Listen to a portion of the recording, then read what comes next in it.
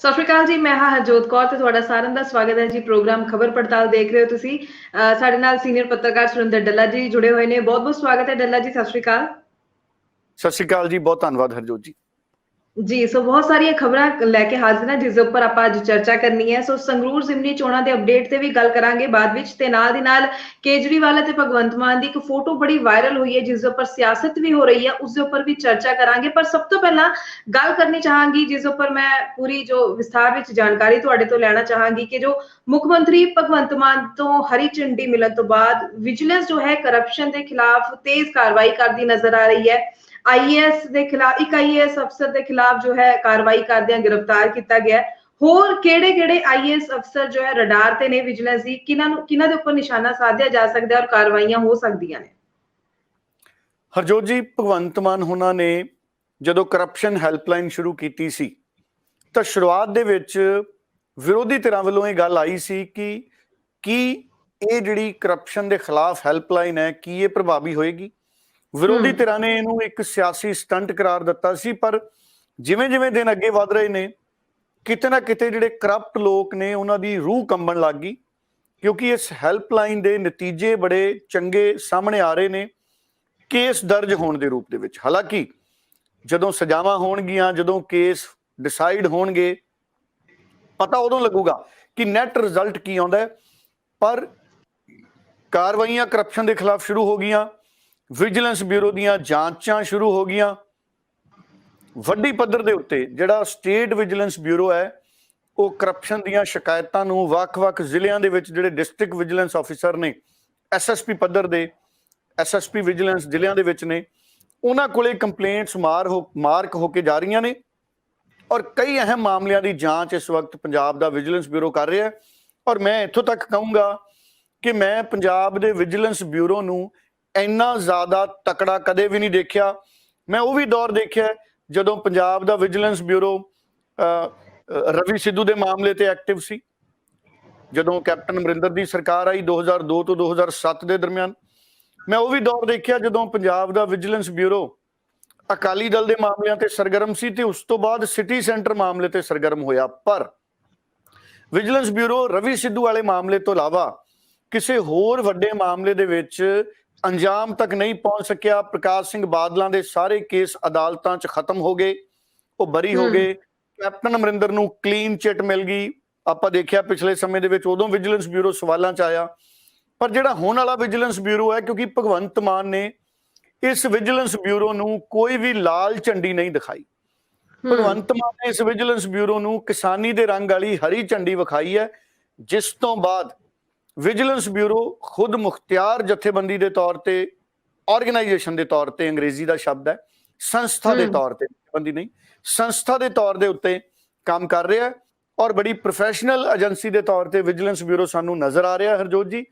ਔਰ vigilance bureau ਨੇ ਕੱਲ ਵੀ ਇੱਕ ਅਫਸਰ ਨੇ ਸੰਜੇ ਪੋਪਲੀ, ਜਿਹੜੇ ਵਾਟਰ ਸੈਨੀਟੇਸ਼ਨ ਅਤੇ ਸੀਵਰੇਜ ਬੋਰਡ ਦੇ ਜਿਹੜੇ ਨੇ ਉਹ ਚੇਅਰਮੈਨ ਰਹੇ ਨੇ। ਹਾਲਾਂਕਿ ਉਸ ਤੋਂ ਪਹਿਲਾਂ ਉਹ ਚੰਡੀਗੜ੍ਹ ਦੇ ਵਿੱਚ ਵੀ ਤੈਨਾਤ ਰਹੇ ਨੇ ਔਰ ਮੌਜੂਦਾ ਸਮੇਂ ਦੇ ਵਿੱਚ ਉਹਨਾਂ ਦੀ ਜਿਹੜੀ ਤੈਨਾਤੀ ਸੀ ਉਹ ਡਿਪਾਰਟਮੈਂਟ ਜਿਹੜਾ ਪੈਨਸ਼ਨਸ ਔਰ ਡਿਸਐਬਿਲਿਟੀਜ਼ ਦਾ ਸੀ, ਉਹ ਉਸ ਡਿਪਾਰਟਮੈਂਟ ਦੇ ਵਿੱਚ ਇਸ ਵਕਤ ਤੈਨਾਤ ਸੀ। ਪਰ ਮਾਮਲਾ ਭਾਵੇਂ ਪੁਰਾਣਾ ਸੀ, ਪਰ ਕਹਿੰਦੇ ਨੇ ਇਹ ਵੀ ਕਰਪਸ਼ਨ ਦੀ ਜਿਹੜੀ ਹੈਲਪਲਾਈਨ ਹੈ, ਸ਼ਿਕਾਇਤ ਉੱਥੇ ਗਈ ਸੀ।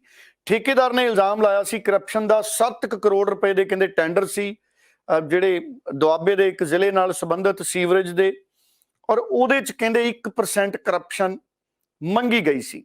ਔਰ ਇਲਜ਼ਾਮ ਤਾਂ ਇਹ ਵੀ ਹੈ ਕਿ ਇਹਨਾਂ ਦੇ ਇੱਕ ਹੋਰ ਸਾਥੀ ਸੀ, ਉਹਨਾਂ ਕੋਲੇ 3.5 ਲੱਖ ਦੀ ਜਿਹੜੀ ਰਾਸ਼ੀ ਹੈ ਉਹਦਾ ਆਦਾਨ ਪ੍ਰਦਾਨ ਹੋਇਆ ਸੀ। ਇਹ ਇਲਜ਼ਾਮ ਹੈ ਵਿਜੀਲੈਂਸ ਬਿਊਰੋ ਕੋਲੇ ਹੈ ਔਰ ਕਿਹਾ ਜਾਂਦਾ ਹੈ ਵਿਜੀਲੈਂਸ ਬਿਊਰੋ ਕੋਲੇ ਰਿਕਾਰਡਿੰਗ, ਆਡੀਓ, ਵੀਡੀਓ ਰਿਕਾਰਡਿੰਗਾਂ ਵੀ ਉੱਥੇ ਦਿੱਤੀਆਂ ਗਈਆਂ ਨੇ। ਜਿਸ ਤੋਂ ਬਾਅਦ ਸੰਜੇ ਪੋਪਲੀ ਉਹਨਾਂ ਨੂੰ ਕੱਲ ਗ੍ਰਿਫਤਾਰ ਕੀਤਾ ਗਿਆ ਸੀ, ਉਹਨਾਂ ਨੂੰ ਪੇਸ਼ ਕੀਤਾ ਗਿਆ ਅਦਾਲਤ 'ਚ।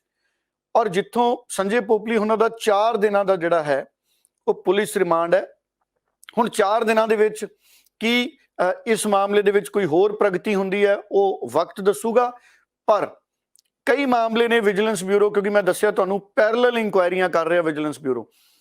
ਇਹ ਵੀ ਚਰਚਾਵਾਂ ਨੇ ਕਿ ਸਾਬਕਾ ਡਿਪਟੀ ਸੀਐਮ ਨੇ ਓਮ ਪ੍ਰਕਾਸ਼ ਸੋਨੀ, ਦੇਖੋ ਪਿਛਲੀ ਸਰਕਾਰ ਵੇਲੇ ਜਦੋਂ ਓਪੀ ਸੋਨੀ ਹੋਣੀ ਡਿਪਟੀ ਮੁੱਖ ਮੰਤਰੀ ਸੀ ਜਾਂ ਉਸ ਤੋਂ ਪਹਿਲਾਂ ਉਹ ਮੰਤਰੀ ਸੀ, ਉਸ ਸਮੇਂ ਦੀਆਂ ਉਹਨਾਂ ਦੇ ਨਾਲ ਸੰਬੰਧਿਤ ਮੰਤਰਾਲੇ ਦੀ ਇੱਕ ਫਾਈਲ ਵੀ ਕਹਿੰਦੇ ਚਰਚਾ ਦੇ ਵਿੱਚ ਆ ਵਿਜੀਲੈਂਸ ਬਿਊਰੋ ਦੇ ਵਿੱਚ।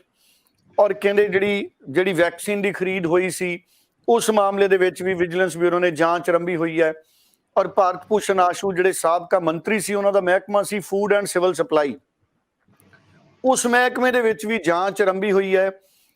ਹਾਲਾਂਕਿ ਜਿਹੜੇ ਸਾਬਕਾ ਮੰਤਰੀ ਨੇ ਉਹ ਤਾਂ ਹਾਈ ਕੋਰਟ ਚਲੇ ਗਏ। ਉਹ ਕਹਿੰਦੇ ਕਿ ਸਾਨੂੰ ਖਤਰਾ ਹੈ ਵੀ ਕਿਤੇ ਪੋਲੀਟੀਕਲ ਵੈਂਡੇਟਾ ਦੀ ਕਾਰਵਾਈ ਨਾ ਹੋਵੇ। ਉਹਨਾਂ ਨੇ ਹਾਈ ਕੋਰਟ ਤੋਂ ਇਹ ਵੀ ਮੰਗਿਆ ਸੀ ਕਿ ਮੈਨੂੰ ਜਾਂਚ 'ਚ ਸ਼ਾਮਲ ਕੀਤਾ ਜਾਵੇ। ਕੱਲ ਵੀ ਉਹ ਅਦਾਲਤ 'ਚ ਪੇਸ਼ ਹੋਏ। 6 ਜੁਲਾਈ ਦੀ ਡੇਟ ਪੈ ਗਈ ਹੈ, ਬਹੁਤ ਲੰਮੇ ਸਮੇਂ ਦੀ ਡੇਟ ਪੈ ਗਈ ਹੈ। ਸੋ ਅੱਜ 22 ਜੂਨ ਹੈ, 6 ਜੁਲਾਈ ਦੀ ਡੇਟ ਪੈ ਗਈ ਹੈ। ਸੋ ਲਗਭਗ ਅਸੀਂ ਕਹਿ ਸਕਦੇ ਹਾਂ ਕਿ 14-15 ਦਿਨ ਜਿਹੜੇ ਨੇ ਉਹ ਡੇਟ ਪੈ ਗਈ ਹੈ। ਹੁਣ ਉਹ ਕਹਿੰਦੇ ਸੀ ਕਿ ਜੇ ਵਿਜੀਲੈਂਸ ਬਿਊਰੋ ਗ੍ਰਿਫਤਾਰ ਕਰਨਾ ਚਾਹੁੰਦੀ ਹੈ ਤੇ 7 ਦਿਨ ਦਾ ਨੋਟਿਸ ਦਿਓ। ਹਾਲਾਂਕਿ ਕੋਈ FIR ਨਹੀਂ ਦਰਜ ਹੋਈ ਹੈ ਸਾਬਕਾ ਮੰਤਰੀ ਤੇ। ਸੋ ਅਦਾਲਤ ਦੇ ਵਿੱਚ ਉਹ ਮਾਮਲਾ ਵਿਚਾਰ ਅਧੀਨ ਹੈ। ਪਰ ਹਰਜੋਤ ਜੀ, ਬੜੀ ਦਿਲਚਸਪ ਗੱਲ ਹੈ ਕਿ ਜਦੋਂ ਭਾਰਤ ਭੂਸ਼ਣ ਆਸ਼ੂ ਹੋਣੀ ਮੰਤਰੀ ਸੀ ਪਿਛਲੀ ਸਰਕਾਰ 'ਚ, ਤੇ ਜਿਹੜੀ ਹੁਣ ਵਿਜੀਲੈਂਸ ਬਿਊਰੋ ਜਾਂਚ ਕਰ ਰਹੀ ਹੈ, ਉਹ ਜਾਂਚ ਲੁਧਿਆਣੇ ਵਿਜੀਲੈਂਸ ਬਿਊਰੋ ਨੂੰ ਵੀ ਮਾਰਕ ਹੋਈ ਹੈ। ਪਤਾ ਇਹ ਲੱਗਿਆ ਕਿ ਜਦੋਂ ਮੰਤਰੀ ਸੀ ਉਦੋਂ ਸਟੇਟ ਲੈਵਲ ਦੇ ਉੱਤੇ ਕਿਹੜੇ ਵੱਡੇ ਅਫਸਰ ਸੀ ਉਹਨਾਂ ਦੇ ਮਹਿਕਮਿਆਂ ਨਾਲ ਸੰਬੰਧਿਤ, ਫੂਡ ਐਂਡ ਸਿਵਲ ਸਪਲਾਈ ਨਾਲ ਸੰਬੰਧਿਤ, ਟੈਂਡਰ ਪ੍ਰਕਿਰਿਆ ਦੇ ਨਾਲ ਸੰਬੰਧਿਤ, ਕਿਉਂਕਿ ਮੰਡੀਆਂ ਦੇ ਜਿਹੜੇ ਟੈਂਡਰ ਨੇ ਉਹਦੇ ਤੇ ਇਲਜ਼ਾਮ ਲੱਗਿਆ ਕਿ ਮੰਡੀਆਂ ਦੇ ਟੈਂਡਰ 'ਚ ਕਿਤੇ ਨਾ ਕਿਤੇ ਭਾਈ ਭਤੀਜਾਵਾਦ ਹੋਇਆ ਸੀ। ਮੰਡੀਆਂ ਦੇ ਟੈਂਡਰ ਦੇਣ 'ਚ ਗੜਬੜੀ ਹੋਈ ਜਿਹਦੇ ਨਾਲ ਸੂਬੇ ਨੂੰ ਨੁਕਸਾਨ ਹੋਇਆ। ਪ੍ਰਾਈਵੇਟ ਜਿਹੜੇ ਕੁਝ ਚਹੇਤੇ ਸੀ ਉਹ ਟੈਂਡਰ ਲੈ ਗਏ, ਜਿਹੜੇ ਲੋਕ ਐਲੀਜੀਬਲ ਸੀ ਉਹ ਤਾਂ ਨਹੀਂ ਲੈ ਸਕੇ। ਨਿਯਮ ਦੀ ਤਬਦੀਲੀ ਇਸ ਤਰੀਕੇ ਨਾਲ ਕਰਤੀ। ਇਸ ਤਰੀਕੇ ਦੇ ਇਲਜ਼ਾਮ ਨੇ ਜਿਹੜੇ ਹਜੇ ਵਿਜੀਲੈਂਸ ਬਿਊਰੋ ਦੇਖ ਰਹੀ ਹੈ। ਫਿਰ ਉਸ ਸਮੇਂ ਜਿਹੜੇ ਭਾਵੇਂ ਕੋਈ ਵੇਅਰ ਹਾਊਸ ਦੇ ਅਫਸਰ ਸੀ, ਭਾਵੇਂ ਜਿਹੜੇ ਪਨਗ੍ਰੇਨ ਦੇ ਅਫਸਰ ਸੀ, ਪਨਸਪ ਦੇ ਅਫਸਰ ਸੀ, ਔਰ ਟੈਂਡਰਾਂ ਨਾਲ ਜੁੜੇ ਫੂਡ ਐਂਡ ਸਿਵਲ ਸਪਲਾਈ ਮਹਿਕਮੇ ਦੇ ਵੱਡੇ ਅਫਸਰ ਸੀ। ਉਹਨਾਂ ਦੇ ਵਿੱਚ IAS ਅਫਸਰ ਵੀ ਜਿਹੜੇ ਨੇ ਕਈ ਰਡਾਰ ਤੇ ਨੇ ਵਿਜੀਲੈਂਸ ਬਿਊਰੋ ਦੇ। ਵਿਜੀਲੈਂਸ ਬਿਊਰੋ ਦੇਖ ਰਹੀ ਹੈ ਕਿ ਕੀ ਇਹ ਲੋਕਲ ਪੱਧਰ ਤੇ ਕੋਈ ਜਿਹੜੀ ਹੈ ਕਿਸੇ ਤਰ੍ਹਾਂ ਦੀ ਜਿਹੜੀ ਖਾਮੀ ਹੈ, ਜਾਂ ਇਹ ਚੰਡੀਗੜ੍ਹ ਤੋਂ ਜੀ ਮੰਤਰਾਲੇ ਦੇ ਨਾਲ ਵੱਖ-ਵੱਖ ਜਿਹੜੇ ਹੋਰ ਮੰਤਰਾਲੇ ਜੁੜੇ ਨੇ, ਮਹਿਕਮੇ ਜੁੜੇ ਨੇ, ਕੀ ਇਹ ਕੋਈ IAS ਅਫਸਰਾਂ ਦਾ ਨੈਟਵਰਕ ਤਾਂ ਨਹੀਂ ਸੀ ਪਾਲਿਸੀ ਡਰਾਫਟਿੰਗ ਤੋਂ ਲੈ ਕੇ ਟੈਂਡਰ ਦੀ ਪ੍ਰਕਿਰਿਆ ਨੂੰ ਐਗਜ਼ੀਕਿਊਟ ਕਰਨ ਦੇ ਵਿੱਚ?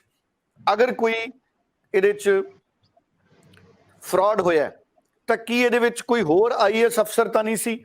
ਇਹ ਬੜੀਆਂ ਜਿਹੜੀਆਂ ਨੇ ਕਾਫੀ ਜ਼ਿਆਦਾ ਚਰਚਾਵਾਂ ਵਿਜੀਲੈਂਸ ਬਿਊਰੋ ਦੇ ਨਾਲ ਜੁੜੇ ਹੋਏ ਜਿਹੜੇ ਸੂਤਰ ਨੇ ਉਹਨਾਂ ਦੇ ਵਿੱਚ ਵੀ ਚੱਲ ਰਹੀਆਂ ਨੇ। ਸੋ ਕਈ IAS ਅਫਸਰ, ਕਈ GM ਪੱਧਰ ਦੇ ਅਧਿਕਾਰੀ, ਕਈ ਡਿਸਟ੍ਰਿਕਟ ਪੱਧਰ ਦੇ ਅਧਿਕਾਰੀ, ਉਹ ਸਾਰੇ ਇਸ ਮਾਮਲੇ ਦੇ ਵਿੱਚ, ਇਸ ਜਾਂਚ ਦੇ ਵਿੱਚ ਆ ਸਕਦੇ ਨੇ। ਆਉਂਦੇ ਸਮੇਂ 'ਚ ਉਹਨਾਂ ਨੂੰ ਵੀ ਸੱਦਿਆ ਜਾ ਸਕਦਾ ਹੈ, ਨੋਟਿਸ ਦੇ ਕੇ ਵਿਜੀਲੈਂਸ ਬਿਊਰੋ ਪੁੱਛਗਿੱਛ ਲਈ ਸੱਦ ਸਕਦਾ ਹੈ। ਹਾਲਾਂਕਿ ਮੰਤਰੀ ਨੂੰ ਵੀ ਪੁੱਛਗਿੱਛ ਕੀਤੀ ਜਾ ਸਕਦੀ ਹੈ, ਸਾਬਕਾ ਮੰਤਰੀ ਨੂੰ, ਪਰ ਵਿਜੀਲੈਂਸ ਬਿਊਰੋ ਪੂਰਾ ਚੁਕੰਨਾ ਤੇ ਸਰਗਰਮ ਹੈ ਹਰਜੋਤ ਜੀ ਇਸ ਵਕਤ। जी जी जी, बिल्कुल तुसी सही कहा, बिल्कुल सरगर्म है। और जो कार्रवाइयां हो रही हैं उससे साफ पता लग रहा है कि बहुत तेजी जो है विजिलेंस महकमे ਵੱਲੋਂ दिखाई जा रही है। जो करप्शन के खिलाफ अगू गल करिए ਤਾਂ ਰਾਹੁਲ ਗਾਂਧੀ ਨਾਲ ਜੋ ED ਦਾ ਮਾਮਲਾ ਚੱਲ ਰਿਹਾ, ਪੁੱਛਗਿੱਛ ਚੱਲ ਰਹੀ, ਉਸ ਮਾਮਲੇ ਤੇ ਵੀ ਤੁਹਾਡੇ ਤੋਂ ਅਪਡੇਟ ਜ਼ਰੂਰ ਲੈਣਾ ਚਾਹਾਂਗੇ। ਹਾਲਾਂਕਿ ਸੰਗਰੂਰ ਜਿਮਨੀ ਚੋਣ ਅਤੇ ਪੰਜਾਬ ਨਾਲ ਜੁੜੀਆਂ ਸਿਆਸਤ ਨਾਲ ਜੁੜੀਆਂ ਖਬਰਾਂ ਤੇ ਵੀ ਚਰਚਾ ਕਰਨੀ ਹੈ, ਪਰ ਨਾਲ ਦੇ ਨਾਲ 23 ਜੂਨ ਨੂੰ ਜੋ ਪ੍ਰਿयंका ਗਾਂਧੀ ਦੀ ਵੀ ਪੇਸ਼ੀ ਹੈ, ਕਈ ਕਾਂਗਰਸੀ ਲੀਡਰਾਂ ਨੂੰ ਜੋ ਹੈ ਦਿੱਲੀ ਬੁਲਾਇਆ ਜਾ ਰਿਹਾ ਹੈ। ਕਿ ਕਾਂਗਰਸ ਪਾर्टी ने मान लिया कि हुण गिरफ्तारी हो सकती है? देखो, मैनूं ये लगता है हरजोत जी कि जिस तरीके नाल राहुल गांधी तो पुछगिछ की जा रही है, लगभग हफ्ते का समय ही हो गया, एक हफ्ते का समय ही हो गया जदों राहुल गांधी तो पुछगिछ की जा रही है। सो मैनूं ये लगता है कि हुण मानसिक तौर पर किते ना किते कांग्रेस भी ये मन के बैठी है कि राहुल गांधी दी नैशनल हैराल्ड दे मामले दे विच जिहड़ी ED उन्हां तों पुछगिछ कर रही है कि गिरफ्तारी भी हो सकती है। हालांकि सोनिया गांधी जिहड़े ने वो अपने घर वापस आ गए ने, हस्पताल तो उन्हां नूं छुट्टी मिल गई है। 23 जून दे लई उन्हां नूं भी ED दे सम्मन ने। राहुल गांधी तो हुण तक करीब 51 घंटे पुछगिछ हो चुकी है। पिछले हफ्ते भी उन्हां तों पुछगिछ होई सी। सो कल भी उन्हां तों पुछगिछ होई है। ਪ੍ਰਿੰਕਾ ਗਾਂਧੀ ਵੀ ਕਾਫੀ ਸਰਗਰਮ ਨੇ, ਉਹਨਾਂ ਨੂੰ ਪੁੱਛਗਿੱਛ ਦੇ ਸਮੇਂ ਉਹ ਨਾਲ ਜਾਂਦੇ ਨੇ। ਔਰ ਕਾਂਗਰਸ ਦੇ ਵਰਕਰ ਵੀ ਲਗਾਤਾਰ ਪ੍ਰਦਰਸ਼ਨ ਕਰ ਰਹੇ ਨੇ, ਉਹਨਾਂ ਦੇ ਲੀਡਰ ਲਗਾਤਾਰ ਪ੍ਰਦਰਸ਼ਨ ਕਰ ਰਹੇ ਨੇ। ਕੱਲ ਵੀ ਕਾਂਗਰਸ ਦੇ ਜਿਹੜੇ ਕਈ ਲੀਡਰ ਨੇ ਉਹਨਾਂ ਨੂੰ ਹਿਰਾਸਤ 'ਚ ਲਿਆ ਗਿਆ ਪੁੱਛਗਿੱਛ ਦੇ ਦੌਰਾਨ। ਔਰ ਇਸ ਕਰਕੇ ਕਾਫੀ ਜ਼ਿਆਦਾ ਜਿਹੜੀ ਕਾਂਗਰਸ ਹੈ ਉਹ ਇਸ ਮਾਮਲੇ ਦੇ ਵਿੱਚ ਪ੍ਰੋਟੈਸਟ ਕਰ ਰਹੀ ਹੈ। ਇੱਕ ਹੋਰ ਇਹਦੇ ਵਿੱਚ ਬੜੀ ਨਵੀਂ ਜਾਣਕਾਰੀ ਹੈ ਕਿ ਕੱਲ ਕਾਂਗਰਸ ਨੇ ਆਪਣੇ ਸਾਰੇ ਮੈਂਬਰ ਪਾਰਲੀਮੈਂਟਾਂ ਨੂੰ, ਦੇਸ਼ ਭਰ 'ਚ ਸਾਰੇ ਆਪਣੇ ਵਿਧਾਇਕਾਂ ਨੂੰ, ਉਹਨਾਂ ਨੂੰ ਵੀ ਪਤਾ ਲੱਗਿਆ, ਸੂਤਰ ਕਹਿ ਰਹੇ ਨੇ ਕਿ ਦਿੱਲੀ ਸੱਦ ਲਿਆ ਵੀ ਤੁਸੀਂ ਵੀ ਸਾਰੇ ਦਿੱਲੀ ਪਹੁੰਚੋ ਤਾਂ ਕਿ ਅਗਲੀ ਰਣਨੀਤੀ ਹੈ ਜਿਹੜੀ ਬਣਾਈ ਜਾ ਸਕੇ। ਹੋ ਸਕਦਾ ਹੈ ਕਾਂਗਰਸ ਨੂੰ ਕਿਤੇ ਲੱਗ ਰਿਹਾ ਹੋਵੇ ਹਰਜੋਤ ਜੀ ਕਿ ਅਗਰ ਰਾਹੁਲ ਗਾਂਧੀ ਨੂੰ ਗ੍ਰਿਫਤਾਰ ਕੀਤਾ ਜਾਂਦਾ ਹੈ ਤੇ ਸਾਰੇ MP MLA ਉਹ ਅਗਲੀ ਰਣਨੀਤੀ ਉੱਥੇ ਬਣਾ ਸਕਣ ਕਿ ਹੁਣ ਇਸ ਮਾਮਲੇ ਦੇ ਵਿੱਚ ਅੱਗੇ ਕਿਵੇਂ ਵਧਣਾ ਹੈ। ਕਿਉਂਕਿ ਰਾਹੁਲ ਗਾਂਧੀ ਦੀ ਅਗਰ ਗ੍ਰਿਫਤਾਰੀ ਕੀਤੀ ਜਾਂਦੀ ਹੈ ਤੇ ਫਿਰ ਉਸ ਤੋਂ ਬਾਅਦ ਸੋਨੀਆ ਗਾਂਧੀ ਦੀ ਵੀ ਪੇਸ਼ੀ ਹੈ 23 ਤਰੀਕ ਨੂੰ।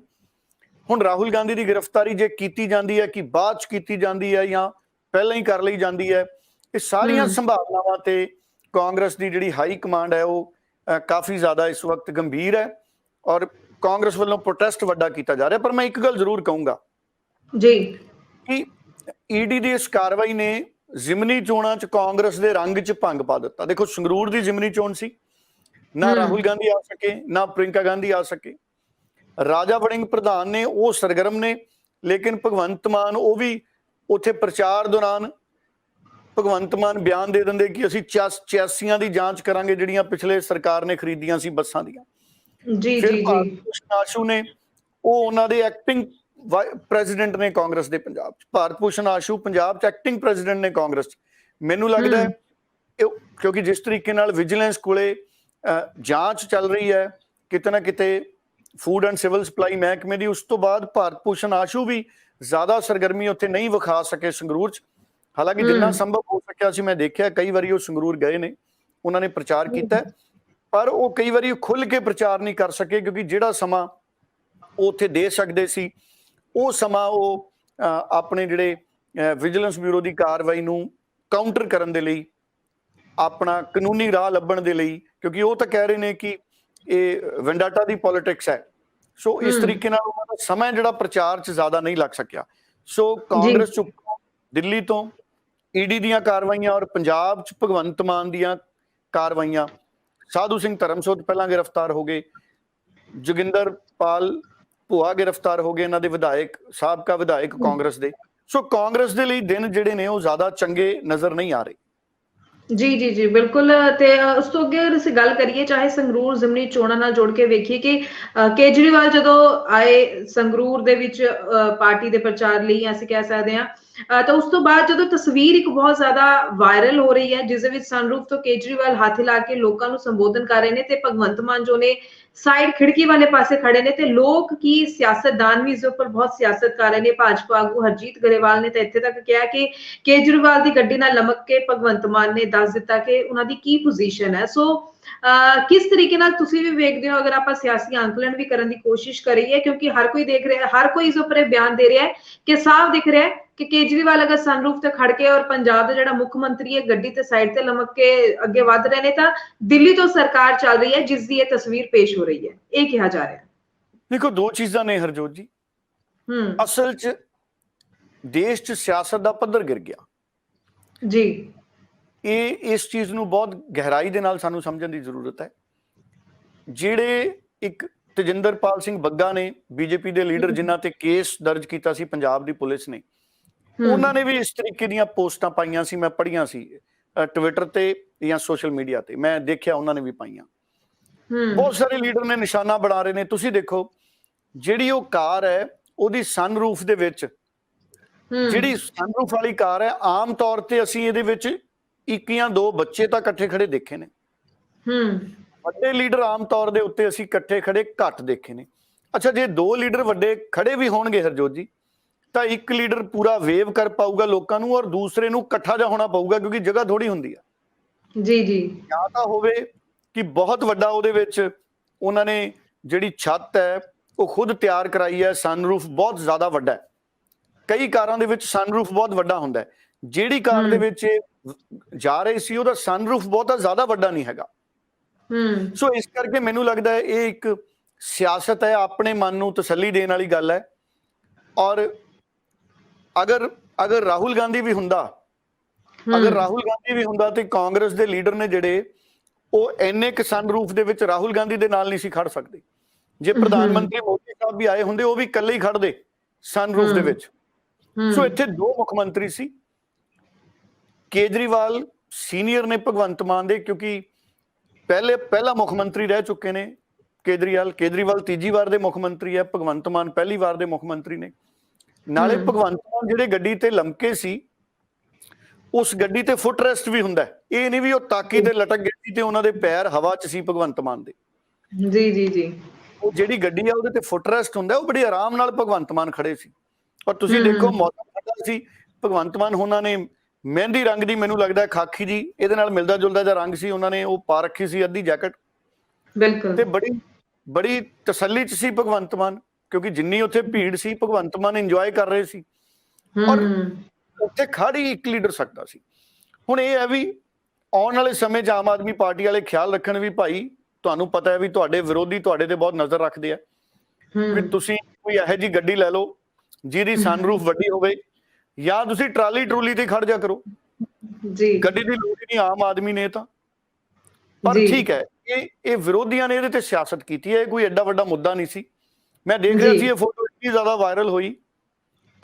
ਵਾਇਰਲ ਹੋਈ, ਇਹ ਬਹੁਤ ਲੋਕਾਂ ਨੇ ਫੋਟੋ ਸ਼ੇਅਰ ਕੀਤੀ। ਔਰ ਕਈ ਲੋਕਾਂ ਨੇ, ਮੈਂ ਦੇਖਿਆ ਅੱਜ ਕੱਲ੍ਹ, ਕਿਉਂਕਿ ਉਹ ਇਲੈਕਟ੍ਰੋਨਿਕ ਤਰੀਕੇ ਦੇ ਨਾਲ ਕੁਝ ਫੋਟੋਆਂ ਇਹੋ ਜਿਹੀਆਂ ਸੀ ਜਿੱਥੇ ਭਗਵੰਤ ਮਾਨ ਸਾਹਿਬ ਦੇ ਸਿਰ ਦੀ ਜਗ੍ਹਾ ਕੇਜਰੀਵਾਲ ਸਾਹਿਬ ਦਾ ਸਿਰ ਲਾਤਾ, ਔਰ ਕੇਜਰੀਵਾਲ ਸਾਹਿਬ ਦੇ ਸਿਰ ਦੀ ਜਗ੍ਹਾ ਭਗਵੰਤ ਮਾਨ ਦਾ ਸਿਰ ਲਾਤਾ। ਔਰ ਕਈ ਲੋਕਾਂ ਨੇ ਐ ਵੀ ਆਪਣੇ ਚਾਅ ਪੂਰੇ ਕੀਤੇ, ਇਹ ਨਹੀਂ ਕਰਨੇ ਚਾਹੀਦੇ। ਸੋ ਜਿਹੜੀ ਫੋਟੋ ਓਰੀਜਨਲ ਹੈ ਉਹਨੂੰ ਓਰੀਜਨਲ ਤੌਰ ਤੇ ਦੇਖਿਆ ਜਾਣਾ ਚਾਹੀਦਾ, ਔਰ ਇਹਦੇ ਤੇ ਕੋਈ ਬਹੁਤੀ ਸਿਆਸਤ ਕਰਨੀ ਵੀ ਨਹੀਂ ਚਾਹੀਦੀ। ਹਰਜੋਤ ਜੀ ਬਿਲਕੁਲ। ਤੇ ਅਸੀਂ ਕਹਿ ਸਕਦੇ ਹਾਂ ਕਿ ਅੱਜ 22 ਤਰੀਕ ਹੋ ਗਈ ਹੈ ਔਰ ਚੋਣ ਜ਼ਾਬਤਾ ਲੱਗ ਚੁੱਕਿਆ, ਤੇ ਅਜਿਹੇ ਵਿੱਚ ਸੁਖਬੀਰ ਬਾਦਲ ਦਾ ਜੋ ਇੱਕ ਬਿਆਨ ਕਿ ਅਕਾਲੀ ਦਲ ਸਿਰਫ ਜੋ ਹੈ ਬੰਦੀ ਸਿੰਘਾਂ ਦੀ ਰਿਹਾਈ ਲਈ ਚੋਣ ਲੜ ਰਿਹਾ, ਜੇਕਰ ਕੇਂਦਰ ਸਰਕਾਰ ਸਾਡੀ ਮੰਗ ਮੰਨ ਲੈਂਦੀ ਹੈ ਤਾਂ ਅਸੀਂ ਚੋਣਾਂ ਤੋਂ ਸਾਈਡ ਵੀ ਹੋ ਸਕਦੇ ਹਾਂ। ਮਤਲਬ ਇਸ ਬਿਆਨ ਨੂੰ ਕਿਸ ਤਰੀਕੇ ਨਾਲ ਦੇਖਦੇ ਹੋ? ਕਿਉਂਕਿ ਇਹ ਸਾਫ਼ ਤੌਰ ਤੇ ਨਜ਼ਰ ਆ ਰਿਹਾ ਕਿ ਜਦ ਇੱਕ ਦਿਨ ਵਿੱਚ ਰਹਿ ਗਿਆ ਹੋਵੇ ਔਰ ਅਸੀਂ ਇਹ ਗੱਲ ਕਰ ਰਹੇ ਹੋਈਏ, ਤਾਂ ਕਿਸ ਤਰ੍ਹਾਂ ਦਾ ਸੁਨੇਹਾ ਦੇਣ ਦੀ ਕੋਸ਼ਿਸ਼ ਕਰ ਰਹੇ ਅਕਾਲੀ ਦਲ ਜਾਂ ਸੁਖਬੀਰ ਸਿੰਘ ਬਾਦਲ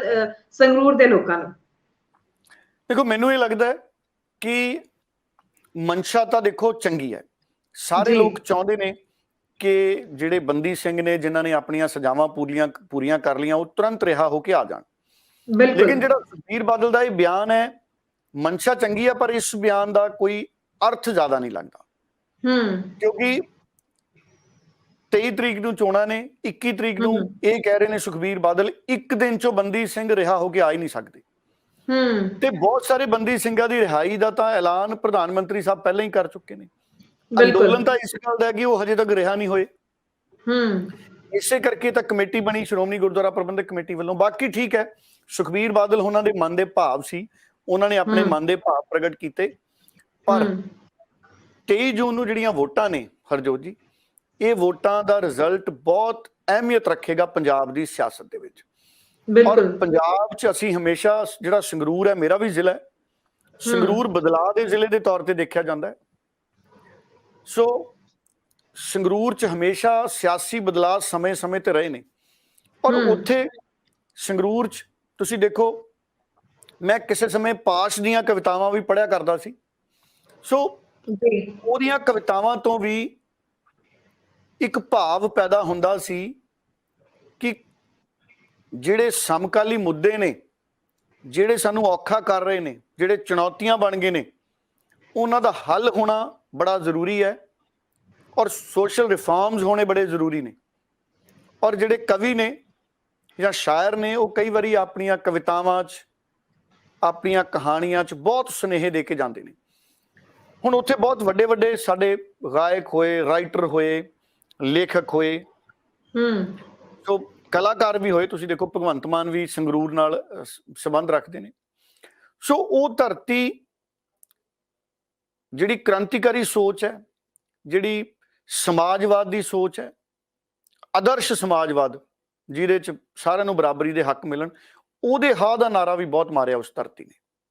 ਔਰ ਸਾਡੇ ਸੁਤੰਤਰਤਾ ਸੈਨਾਨੀ, ਸਾਡੇ ਦੇਸ਼ ਭਗਤ, ਦੇਖੋ ਊਧਮ ਸਿੰਘ ਵੀ ਉੱਥੋਂ ਦਾ ਹੀ ਆ, ਉਸੇ ਧਰਤੀ ਦਾ, ਊਧਮ ਸਿੰਘ ਸੁਨਾਮ। ਸੋ ਗੱਲ ਇਹ ਹੈ ਕਿ 23 ਤਰੀਕ ਨੂੰ ਜਿਹੜੀਆਂ ਵੋਟਾਂ ਨੇ, ਜਿੰਨੀਆਂ ਮਰਜ਼ੀ ਪੋਲੀਟੀਕਲ ਪਾਰਟੀਆਂ ਦਾਅਵਾ ਕਰੀ ਜਾਣ ਵੀ ਅਸੀਂ ਜਿੱਤ ਜਾਾਂਗੇ, ਅਸੀਂ ਜਿੱਤ ਜਾਾਂਗੇ, ਅਸੀਂ ਜਿੱਤ ਜਾਾਂਗੇ, ਉੱਥੇ ਇੱਕ ਸਮੂਹਿਕ ਸੋਚ ਲੋਕਾਂ 'ਚ ਪੈਦਾ ਹੋ ਜਾਂਦੀ ਹੈ, ਕੁਦਰਤੀ ਹੈ। ਔਰ ਉਹ ਸਮੂਹਿਕ ਸੋਚ ਕਿੱਧਰ ਨੂੰ ਜਾਂਦੀ ਹੈ, ਇਹਦਾ ਫੈਸਲਾ 26 ਜੂਨ ਨੂੰ ਹੋਣਾ। 23 ਜੂਨ ਨੂੰ ਉਹ ਸਮੂਹਿਕ ਸੋਚ ਵੋਟਾਂ 'ਚ ਚਲੀ ਜਾਣੀ, ਮਸ਼ੀਨਾਂ 'ਚ ਚਲੀ ਜਾਣੀ ਹੈ। ਹੁਣ ਕੀ ਦੇਖੋ, ਕਈ ਲੋਕ ਬਦਲਾਅ ਦੀ ਸਿਆਸਤ ਕਰ ਰਹੇ ਨੇ। ਜੀ ਹੁਣ ਕਿਸ ਰੂਪ 'ਚ ਬਦਲਾਅ ਆਊਗਾ ਇਹ 26 ਜੂਨ ਨੂੰ ਪਤਾ ਲੱਗਣਾ। ਮੈਂ ਕੋਈ ਟਿੱਪਣੀ ਨਹੀਂ ਕਰਨਾ ਚਾਹੁੰਦਾ, ਪਰ ਨਤੀਜੇ ਬੜੇ ਦਿਲਚਸਪ ਹੋਣਗੇ ਆਪਣੇ ਹਰਜੋਤ ਜੀ ਇਸ ਵਾਰ ਵੀ ਸੰਗਰੂਰ ਦੇ। ਜੀ ਇੱਥੇ ਥੋੜਾ ਜਿਹਾ ਸਵਾਲ ਮੈਂ ਅਕਾਲੀ ਦਲ ਨਾਲ ਜੁੜੇ ਤੁਹਾਡੇ ਨਾਲ ਕਰਨਾ ਚਾਹਾਂਗੀ। ਜਿਵੇਂ ਅਸੀਂ ਸਾਰੇ ਦੇਖ ਰਹੇ ਹਾਂ ਕਿ ਹਰ ਕੋਈ ਚੋਣਾਂ ਤੋਂ ਬਾਅਦ ਪਹਿਲਾਂ ਇਹੀ ਕਹਿ ਰਿਹਾ ਸੀ ਕਿ ਅਕਾਲੀ ਦਲ ਨੂੰ ਜੋ ਹੈ ਸਿੱਖ ਮੁੱਦਿਆਂ ਦੇ ਉੱਪਰ ਖੜਨਾ ਚਾਹੀਦਾ ਤਾਂ ਕਿ ਦੁਬਾਰਾ ਤੋਂ ਆਪਣੀ ਪਕੜ ਜੋ ਹੈ ਬਣਾ ਸਕਣ ਪੰਜਾਬ ਦੀ ਸਿਆਸਤ ਦੇ ਵਿੱਚ। ਕੀ ਲੱਗਦਾ ਹੈ ਕਿ ਇਸ ਸਮੇਂ ਅਕਾਲੀ ਦਲ ਵੱਲੋਂ ਜਾਂ ਸੁਖਬੀਰ ਬਾਦਲ ਵੱਲੋਂ ਉਹੀ ਚੀਜ਼ਾਂ ਦੇਖਦੇ ਹੋਏ ਬੰਦੀ ਸਿੰਘਾਂ ਦੀ ਰਿਹਾਈ ਦੇ ਮੁੱਦੇ ਨੂੰ ਲੈ ਕੇ ਅੱਗੇ ਵਧਣਾ ਕਿਤੇ ਨਾ ਕਿਤੇ ਪੰਜਾਬ ਦੀ ਸਿਆਸਤ ਵਿੱਚ ਮੁੜ ਵਾਪਸੀ ਦਾ ਜੋ ਦੇਖ ਕੇ ਹੀ ਇਸ ਮੁੱਦੇ ਵੱਲ ਵਧਿਆ ਜਾ ਰਿਹਾ ਹੈ? ਦੇਖੋ ਸੋਚ ਤਾਂ ਸੁਖਬੀਰ ਸਿੰਘ ਬਾਦਲ ਦੀ ਇਹੀ ਹੈ ਕਿ ਅਸੀਂ ਪੰਥਕ ਮੁੱਦਿਆਂ ਤੇ ਵਾਪਸ ਆਈਏ, ਜਿਹੜੇ ਮੁੱਦੇ ਸਿੱਖਾਂ ਦੇ ਲਈ ਬਹੁਤ ਅਹਿਮੀਅਤ ਰੱਖਦੇ ਨੇ। ਬੰਦੀ ਸਿੱਖ ਜਿਨ੍ਹਾਂ ਨੇ ਇੰਨੀਆਂ ਆਪਣੀਆਂ ਸਜ਼ਾਵਾਂ ਪੂਰੀਆਂ ਕਰ ਲਈਆਂ, ਉਹਨਾਂ ਦੀ ਰਿਹਾਈ ਵੀ ਬਣਦੀ ਹੈ। ਤੁਸੀਂ ਦੇਖੋ ਜਿਹੜਾ ਸਿਰਸਾ ਡੇਰੇ ਦਾ ਜਿਹੜਾ ਉਹ ਵਿਅਕਤੀ ਸੀ, ਉਹਨੂੰ ਕਾਨੂੰਨ ਨਿਯਮਾਂ ਮੁਤਾਬਕ ਹੀ ਪੈਰੋਲ ਮਿਲ ਰਹੀ ਹੈ, ਪਰ ਕਾਨੂੰਨ ਨਿਯਮ ਸਿੱਖ ਬੰਦੀਆਂ ਤੇ ਵੀ ਲਾਗੂ ਹੋਣੇ ਚਾਹੀਦੇ ਨੇ। ਅਗਰ ਬਾਕੀਆਂ ਨੂੰ ਪੈਰੋਲ ਮਿਲ ਸਕਦੀ ਤੇ ਕੁਝ ਸਿੱਖ ਬੰਦੀਆਂ ਨੂੰ ਪੈਰੋਲ ਕਿਉਂ ਨਹੀਂ? ਇਹ ਕਾਨੂੰਨ ਦੇ ਵਿੱਚ ਭੇਦਭਾਵ ਨਹੀਂ ਹੋਣਾ ਚਾਹੀਦਾ। ਇਹ ਕਾਨੂੰਨ ਨਹੀਂ ਕਿਸੇ ਨਾਲ ਭੇਦਭਾਵ ਕਰਦਾ। ਮੌਕੇ ਦੀਆਂ ਸਰਕਾਰਾਂ ਨੇ ਕਿਤੇ ਨਾ ਕਿਤੇ ਅੜਿੱਕਾ ਕਿਸੇ ਨਾ ਕਿਸੇ ਕਾਰਨ ਨੂੰ ਪਾ ਲੈਂਦੀਆਂ ਨੇ। ਸੁਖਬੀਰ ਬਾਦਲ ਨੇ ਆਪਣੇ ਵੱਲੋਂ ਕੋਸ਼ਿਸ਼ ਕੀਤੀ ਹੈ, ਪਰ ਬਹੁਤ ਸਾਰੇ ਮੁੱਦੇ ਹੁੰਦੇ ਨੇ ਇੱਕੋ ਸਮੇਂ ਤੇ ਜਿਨ੍ਹਾਂ ਨੂੰ ਦੇਖ ਕੇ ਵੋਟਾਂ ਲੋਕ ਪਾਉਂਦੇ ਨੇ। ਸੋ ਇਸ ਕਰਕੇ ਇਹ ਨਤੀਜਾ ਜਿਹੜਾ ਇਹਨੇ ਬੜਾ ਕੁਝ ਤੈਅ ਕਰਨਾ ਹੈ ਹਰਜੋਤ ਜੀ। ਜੀ ਬਿਲकुल। ਤੇ ਡੱਲਾ ਜੀ, ਕੌਮੀ ਸੁਰੱਖਿਆ ਸਲਾਹਕਾਰ ਅਜੀਤ ਡੋਭਾਲ ਦੀ ਇੰਟਰਵਿਊ ਬੜੀ ਵਾਇਰਲ ਹੋ ਰਹੀ ਹੈ, ਉਸ ਨੂੰ ਲੈ ਕੇ ਕਈ ਸਵਾਲ ਔਰ ਕਈ ਟਿੱਪਣੀਆਂ ਵੀ ਹੋ ਰਹੀਆਂ। ਮੈਂ ਇਸ ਤੇ ਜ਼ਰੂਰ ਤੁਹਾਡੇ ਤੋਂ ਜਾਣਨਾ ਚਾਹੂੰਗੀ ਕਿ ਕੀ ਖਾਸ ਉਸ ਇੰਟਰਵਿਊ ਵਿੱਚ ਰਿਹਾ, ਤੁਹਾਡੇ ਤੋਂ ਪੂਰੀ ਜਾਣਕਾਰੀ ਦਰਸ਼ਕਾਂ ਤੱਕ ਪਹੁੰਚਾਉਣਾ ਚਾਹਾਂਗੇ। ਦੇਖੋ, ਮੈਂ ਅਜੀਤ ਡੋਭਾਲ ਉਹਨਾਂ ਦੀ ਜਿਹੜੀ ਉਹ ਇੰਟਰਵਿਊ ਹੈ ਉਹ ਮੈਂ ਸੁਣੀ ਹੈ। ਮੈਂ ਪੂਰੀ ਇੰਟਰਵਿਊ ਉਹਨਾਂ ਦੀ ਸੁਣੀ, ਔਰ ਜਿੰਨੇ ਕਾਬਲ ਅਜੀਤ ਡੋਭਾਲ ਅਫਸਰ ਨੇ ਉਨੀ ਕਾਬਲੀਅਤ ਨਾਲ ਉਹਨਾਂ ਨੇ ਇਸ ਇੰਟਰਵਿਊ ਦੇ ਵਿੱਚ ਸਾਰੇ ਪੱਖ ਰੱਖੇ ਨੇ। ਸੋਸ਼ਲ ਮੀਡੀਆ ਤੇ ਉਹ ਇੰਟਰਵਿਊ ਉਪਲਬਧ ਹੈ, ਮੈਨੂੰ ਲੱਗਦਾ ਹੈ ਪਬਲਿਕ ਇੰਟਰਸਟ ਦੇ ਵਿੱਚ, ਔਰ ਜਾਣਕਾਰੀ ਪੱਖੋਂ ਜਿਹਦਾ ਵੀ ਮੌਕਾ ਲੱਗੇ ਉਹਨੂੰ ਉਹ ਇੰਟਰਵਿਊ ਦੇਖਣੀ ਚਾਹੀਦੀ ਹੈ। ਸਾਡੀ ਇੱਕ ਬਹੁਤ ਮੰਨੀ ਪ੍ਰਮੰਨੀ ਨਿਊਜ਼ ਏਜੰਸੀ ਹੈ, ਉਹਨਾਂ ਵੱਲੋਂ ਕੀਤੀ ਗਈ ਹੈ। ਉਹ ਇੰਟਰਵਿਊ ਦੇਖਣੀ ਚਾਹੀਦੀ ਹੈ। ਟਵਿੱਟਰ ਤੇ ਵੀ ਹੈ, ਫੇਸਬੁੱਕ ਤੇ ਵੀ ਹੈ, YouTube ਵਗੈਰਾ ਤੇ ਵੀ ਹੈ, ਕਈ ਚੈਨਲਾਂ ਨੇ ਉਹ ਇੰਟਰਵਿਊ ਦਿਖਾਈ ਹੈ। ਮੈਂ ਉਹ ਇੰਟਰਵਿਊ ਸੁਣੀ ਟਵਿੱਟਰ ਤੇ। ਅਜੀਤ ਡੋਭਾਲ ਉਹਨਾਂ ਨੇ ਸਪਸ਼ਟ ਕਰਤਾ ਕਿ ਯੰਗ ਆਰਮੀ ਕਿਉਂ ਚਾਹੀਦੀ ਹੈ। ਵਕਤ ਬਦਲ ਗਿਆ ਸਾਡੇ ਮੁਲਕ। ਮੇਰੀ ਨਜ਼ਰ 'ਚ ਹਰਜੋਤ ਜੀ, ਮੇਰੀ ਨਜ਼ਰ 'ਚ ਇੰਡੀਆ ਦਾ ਮਤਲਬ ਆਰਮੀ ਹੈ। ਆਰਮੀ ਦਾ ਮਤਲਬ ਇੰਡੀਆ। ਦੇਸ਼ ਭਗਤੀ ਦੇ ਵਿੱਚ ਸਾਰੇ ਲੋਕ ਅਸੀਂ ਓਤ ਪ੍ਰੋਤ ਹਾਂ, ਅਸੀਂ ਸਾਰੇ ਦੇਸ਼ ਭਗਤ ਹਾਂ। ਕਿਹਨੂੰ ਨਹੀਂ ਆਪਣੇ ਦੇਸ਼ ਨਾਲ ਮੁਹੱਬਤ, ਕਿਹਨੂੰ ਨਹੀਂ ਆਪਣੀ ਫੌਜ ਨਾਲ ਮੁਹੱਬਤ।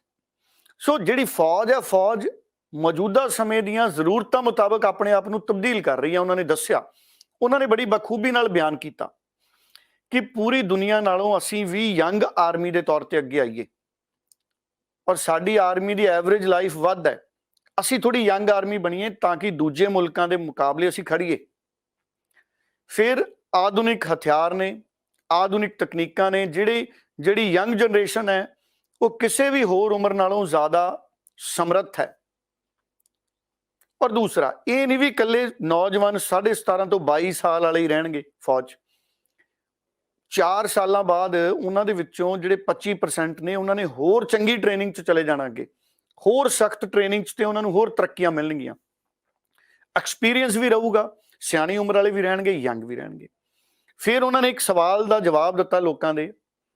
ਹੋ ਸਕਦਾ ਜਿਵੇਂ ਉਹਨਾਂ ਨੇ ਗੱਲ ਕਹੀ ਮੈਂ ਉਵੇਂ ਗੱਲ ਨਾ ਕਰ ਸਕਾਂ, ਇਸ ਕਰਕੇ ਤੁਸੀਂ ਪੂਰੀ ਇੰਟਰਵਿਊ ਸਾਰੇ ਸੁਣੋ। ਹੁਣ ਕਈ ਲੋਕ ਸਵਾਲ ਕਰਦੇ ਨੇ, ਮੈਂ ਦੇਖ ਰਿਹਾ ਸੀ ਪੋਲੀਟੀਕਲ ਲੋਕ ਵੀ ਸਾਡੇ ਸਵਾਲ ਕਰੀ ਜਾਂਦੇ ਨੇ। ਕਈ ਕਹਿੰਦੇ ਜੀ 17.5 ਸਾਲ ਤੋਂ ਬਾਅਦ ਅਗਰ 21 ਸਾਲ 'ਚ ਕੋਈ ਰਿਟਾਇਰ ਹੋ ਜੂ, ਤੁਸੀਂ ਦੱਸੋ ਅਸੀਂ 21 ਸਾਲ ਦੇ ਵਿਅਕਤੀ ਨੂੰ ਰਿਟਾਇਰ ਕਿਵੇਂ ਮੰਨ ਸਕਦੇ ਹਾਂ? ਉਹ ਕਹਿੰਦੇ ਵੀ ਅਸੀਂ ਇਹ ਨਾ ਦੇਖੀਏ ਵੀ ਉਹ 21 ਸਾਲ ਬਾਅਦ ਤੁਸੀਂ ਉਹਨੂੰ ਕਹੋ ਰਿਟਾਇਰ ਹੋ ਜੂ। ਉਹ ਕਹਿੰਦੇ